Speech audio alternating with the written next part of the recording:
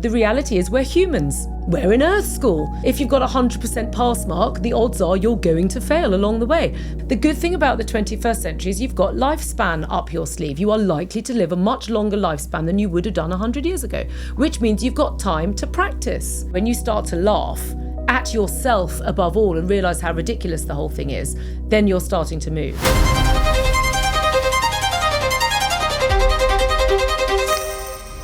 So we're talking today about emotional triggers, because I've just completed a whole podcast where we were talking about emotions, okay? We were talking about anger and frustration and resentment and people holding on and people being unable to forgive. And James was just saying, okay, so what about, there's a lot of people out there that have kind of probably got a handle on their emotions already, so that they're not going to get themselves het up if somebody's rude, or you get cut up in traffic, or you get stressed by the kind of the normal things. And they would say to themselves, no, I'm a fairly relaxed person. I'm fairly steady Eddie. You know, I'm not going to get myself whipped up or riled up. I'm okay. I'm good. Okay. And there are loads of people like that. And yet what we're saying here is that equally, you can kind of walk into a family situation and it's not going to take much. It might even just be the teaspoon on the cup.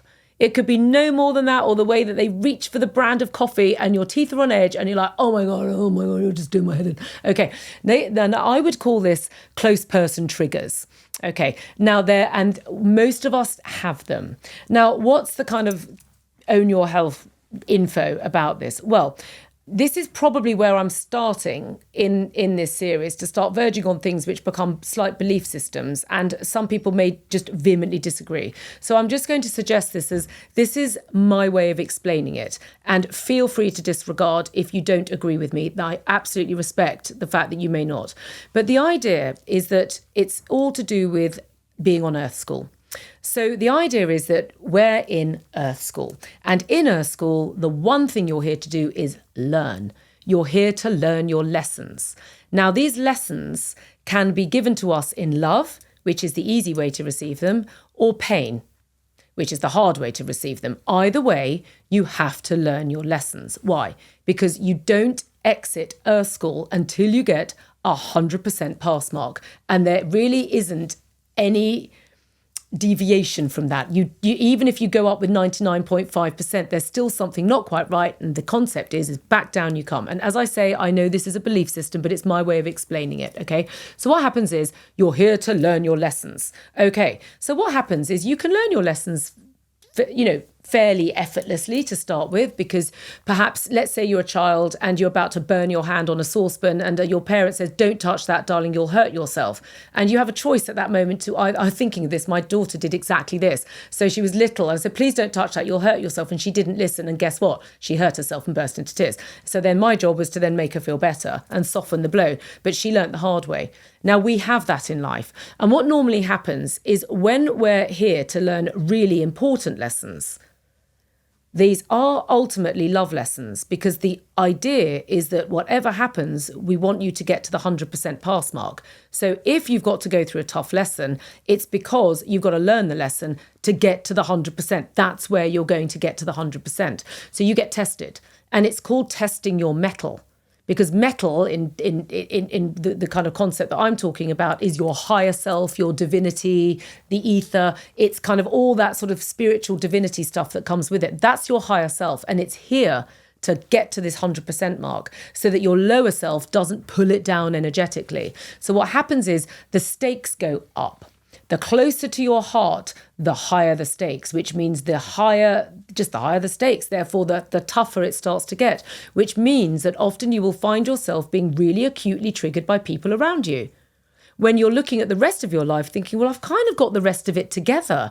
I'm all right over here. Actually, I get it. I do these practices and I get it and I understand. But this over here is really hard. You're asking me to forgive the unforgivable.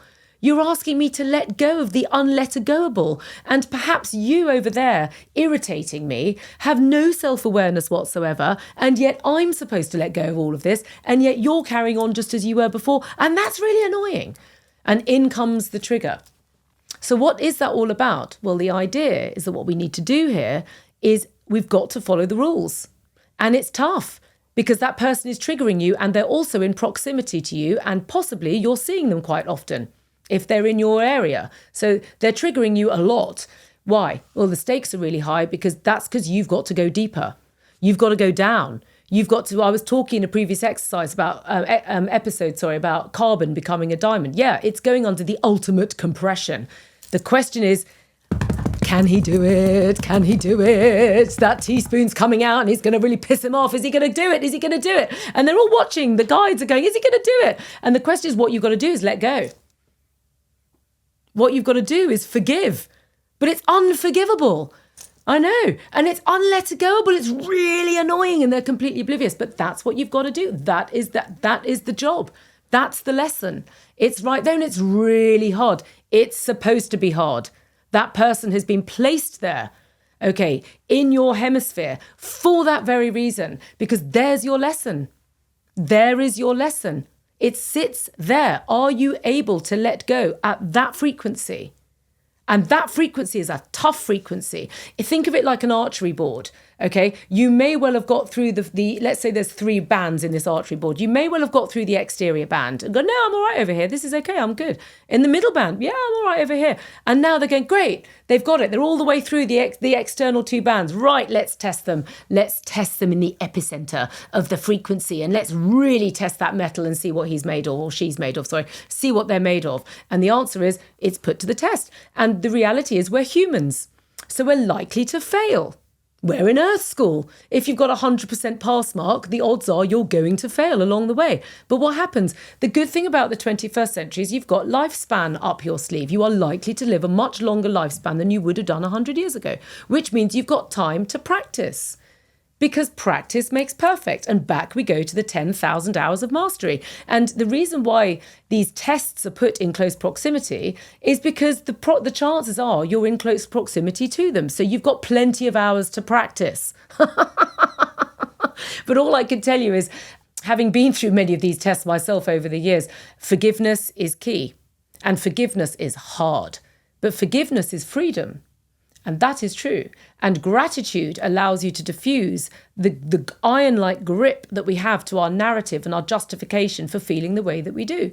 And if you forgive, above all yourself and then the other person, but yourself to start with, and you start to let go of the narrative for yourself, you can then start to improve the situation and you will start to notice that you can start actually laughing at the triggers, which is another reason why I did laughter therapy at the beginning. Because actually when you start to laugh at yourself above all and realise how ridiculous the whole thing is, then you're starting to move. Now, I'd just like to say at this exact moment in time that there is a band of forgiveness and letting go, which this narrative I'm giving you doesn't cover, okay? It's the extreme unforgivable. It's the kind of stuff which I don't really want to go into at this moment in time, which is so bad, it's criminal. Okay, it's that. The stuff that I'm talking about doesn't go to crime. That is a different category. And actually, I'm working with a really brilliant woman who is actually writing a book about this because she was a peace kind of resolver in all sorts of interesting situations about people dealing with forgiveness at that extreme level. And I'd just like to point out at this moment in time that that is not what I'm talking about here. I'm talking about teaspoons in teacups and irritations and arguments within the domestic situation, within the sort of normal sort of A to B. Okay, we're not going into the unforgivable at this moment in time. I will bring her on as a special guest into the feed when we're ready to go there. So let me know when we're ready for that. But she'd be more than happy to come in and we will talk about the unforgivable forgiveness at that point. Okay, but in the meantime, you can please follow me on Spotify and Apple Podcasts and you can rate and review me there. Please also watch this on YouTube and join the community at katiebrindle.com, and you can always comment on Instagram, TikTok and Facebook.